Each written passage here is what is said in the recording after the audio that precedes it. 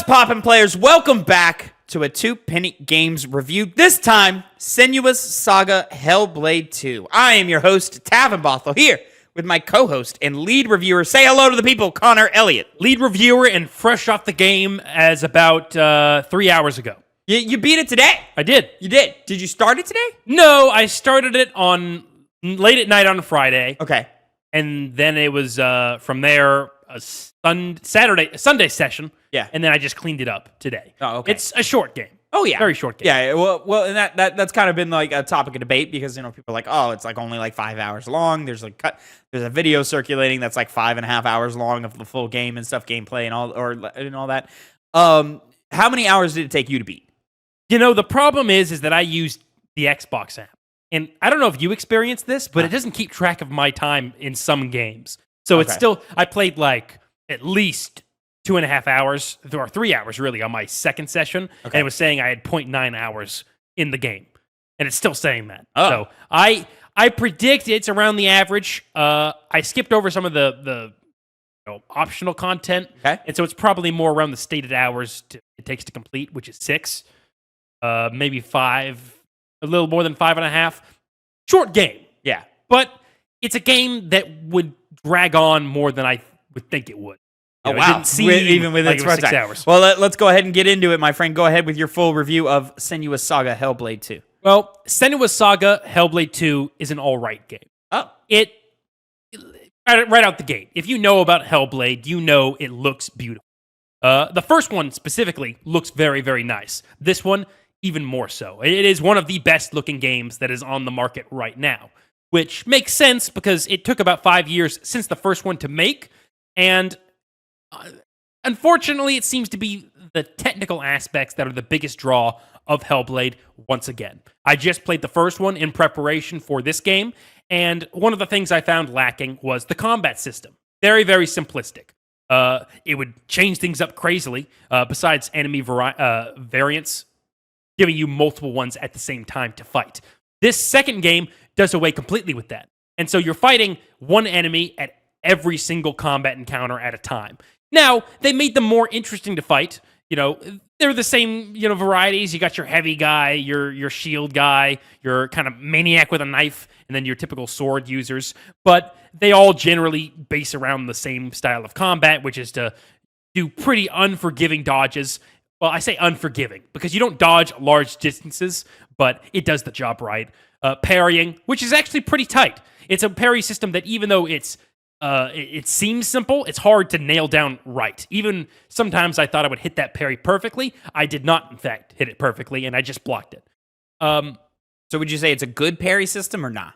I'd say it's a good parry system. It's the problem that the combat system, besides that, isn't very well fleshed out and isn't really improved upon from the first game, which, when you think about how long this game took to make from its previous installment, 5 years, you would think that'd be something they change up rather than really just be visual and auditory effects, which, going to the auditory ones, you're playing a character who has schizophrenia. And so they're hearing multiple voices. Sometimes they'll play out the left ear, sometimes the right ear. And it's very effective at creating the character of Senua to be one of conflict within herself. Because it does feel like there's multiple characters that are talking in you at the same exact time. I want to correct you real quick. The character has psychosis. Psychosis, yeah. yes.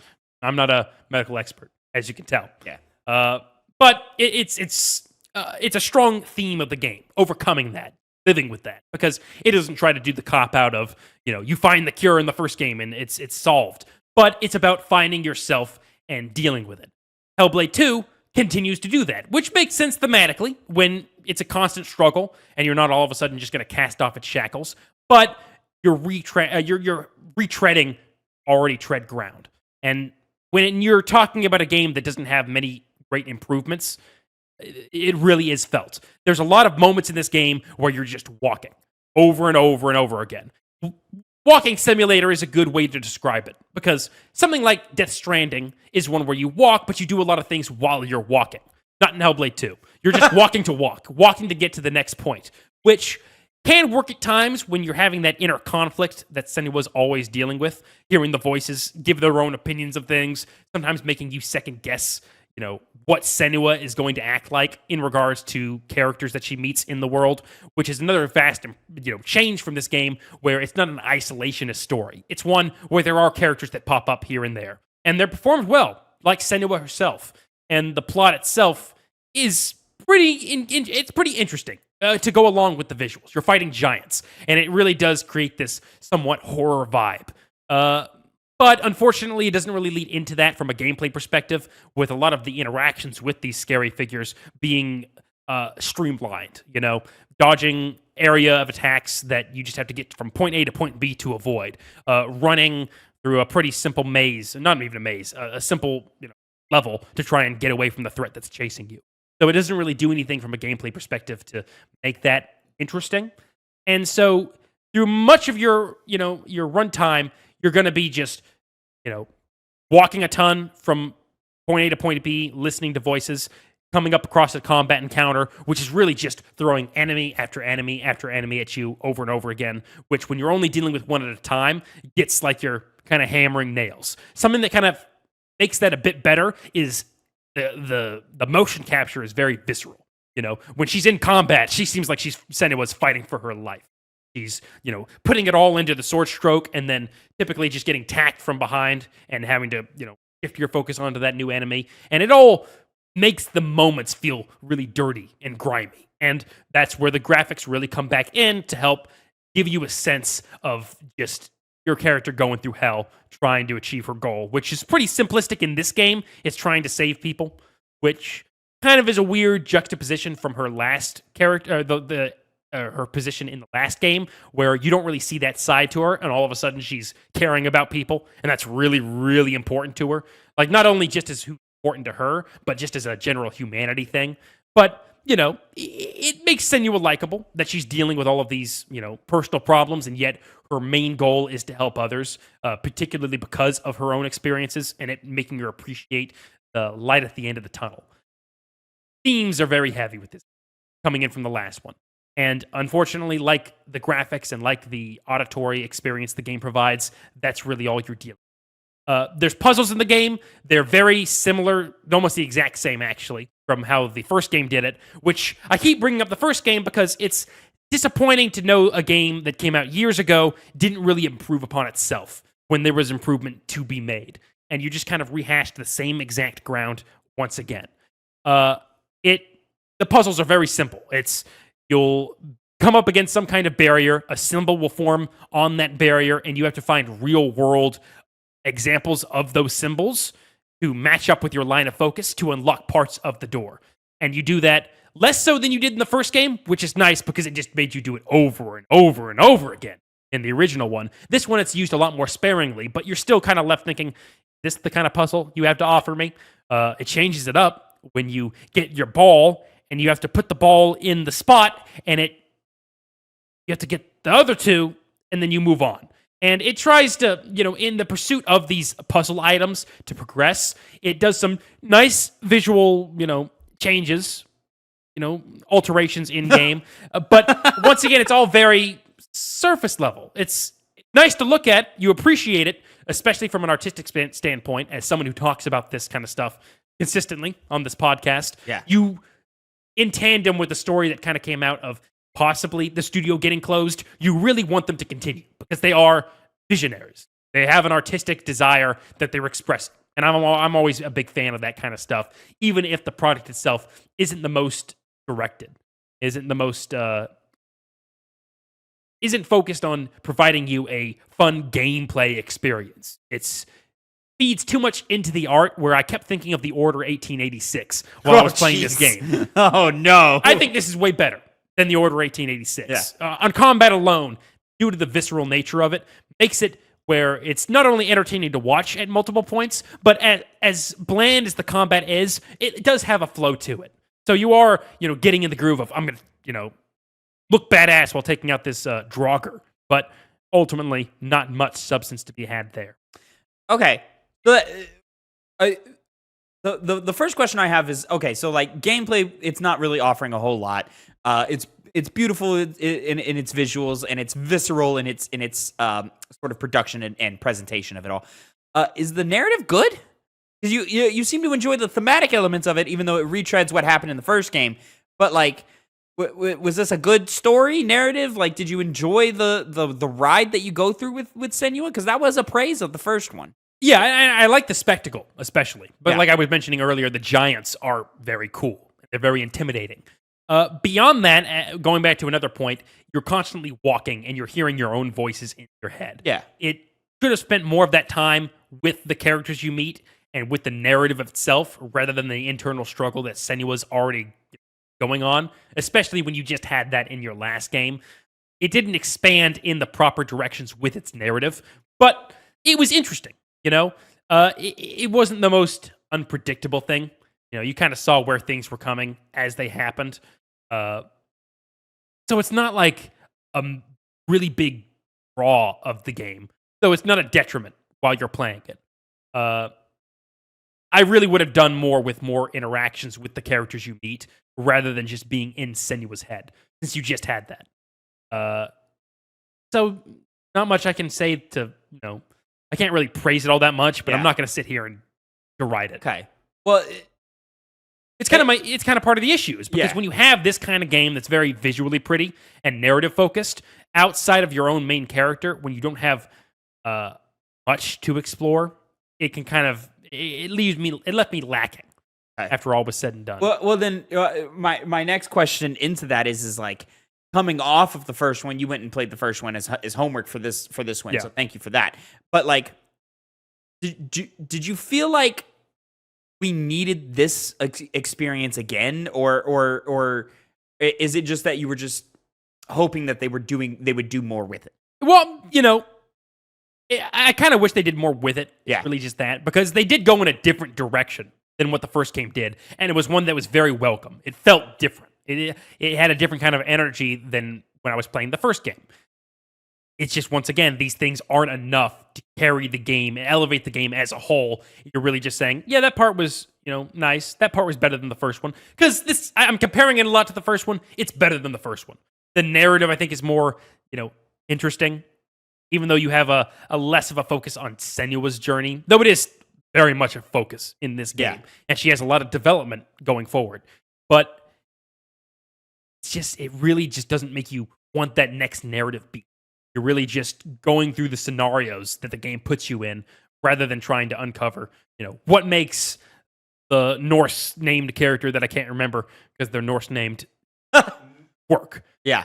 There's substance there. It just doesn't capitalize on it.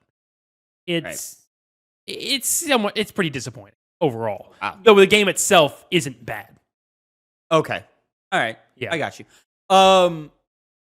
And then from there, there was talks of, we talked on the Two Penny Games cast, which is subscribed to the channel, or if you're sticking along from that, this could potentially be stitched onto that, but it comes out every Monday or Tuesday, 8 a.m. Central.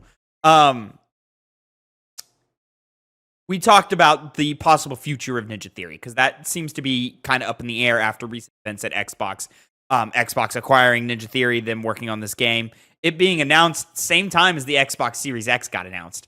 And so now we are several years deep into this console generation. We're getting this game.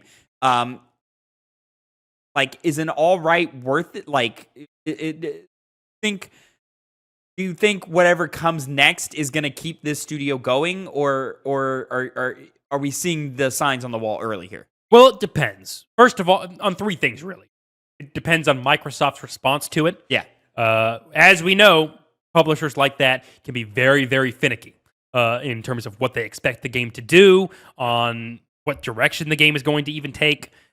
So, besides hinging on that, the next game that they have in the works, if it's Hellblade, you just need to do more on you got the graphics down. You're fine. You don't need to do the next breakthrough of how all those things take a long time to do all that. The graphics don't just work. It's a lot of art. Yeah, which is why you shouldn't focus on a lot of time on improving it. If you are doing another Hellblade, focus on the gameplay. Change it up. Make it feel different, even. That's really where your make it or break it situation comes from. That, or if they make another game. Well, now my question is that like, all right, we are 2 titles in, multiple years on both titles. does this team even have it in them to innovate on their gameplay or innovate on their combat systems at all? Or should they maybe just throw those to the wayside and figure something else out? Which is the other path they could take. If they do another game, maybe do so less focused on being a pretty narrative. Have it be a narrative, by all means, even a short game. That might work to your benefit if you really dive in to the gameplay systems. It really is all about the systems at the end of the day for video games. I think nowadays we're seeing where games are extremely finicky on whether they'll survive or not. Yeah. And the studios, unfortunately, now along with them, that very, very short, kind of weak on gameplay narrative just isn't going to cut it a third time. Because I don't even know if it's going to cut it this second time. I'm very worried about what Ninja Theory is going to be like in the future, or if it even is going to have a future. But I want them to do more because, this isn't a bad game. It's just it's more just overwhelmed by the fact that it's a disappointing game with what I would want from it. Yeah. So I can't find, when it comes to the future of Ninja Theory, which I of course would rather them continue their development and put out more games. I'm seeing budget for the first game was less than $10 million. Okay. And surpassed 1 million units sold, and so it recouped its budget in 3 months.